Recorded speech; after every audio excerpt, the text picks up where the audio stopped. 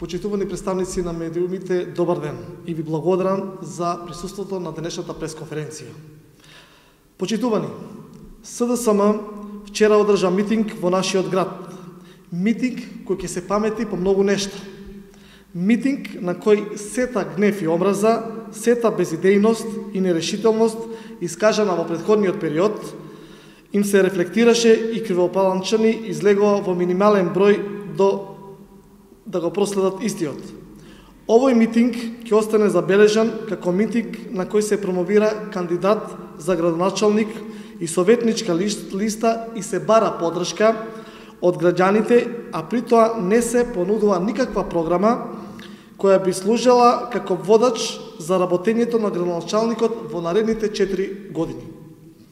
Овој митинг ќе остане забележен како митинг на кој кандидатот за градоначалник на СДСМ, наместо да создаде своја лична програма, споменуваше проекти кои се запишани во програмата на нашиот кандидат за градоначалник, господин Арсенчо Алексовски, и при тоа ги присвојуваше како свој.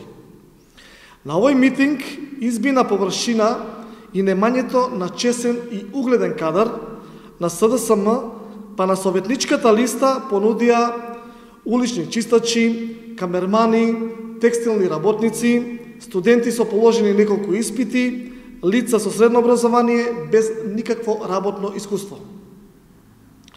Сите овие, доколку влезат во Советот, ќе треба да ни ја водат општината и ќе треба да носат одлуки кои ќе се однесуваат на сите граѓани. Па за вакви луѓе се тегневте и расправавте неколку дена по штабовите. Па и ние да ви ја биравме листата, толку добро не верувам дека ќе избереме.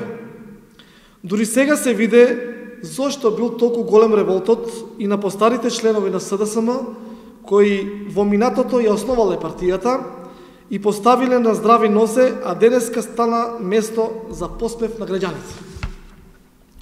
Очигледно, подобро ви одеше да протестирате и да бунтувате, отколку да водите вистинска и нормална политика. Со ова веќе се виде кој ќе победи на престојните локални избори. Веќе се виде кој ќе го има мнозинството во Советот. Кривопаланчани веќе јасно и гласно кажуваат дека ќе застанат на страната на ВМРО ДПМН и ќе ги изберат делата.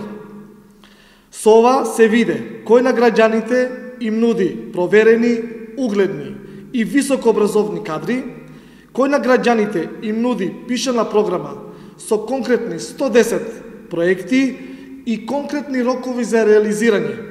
И наважно за себе остава дела. Благодарам.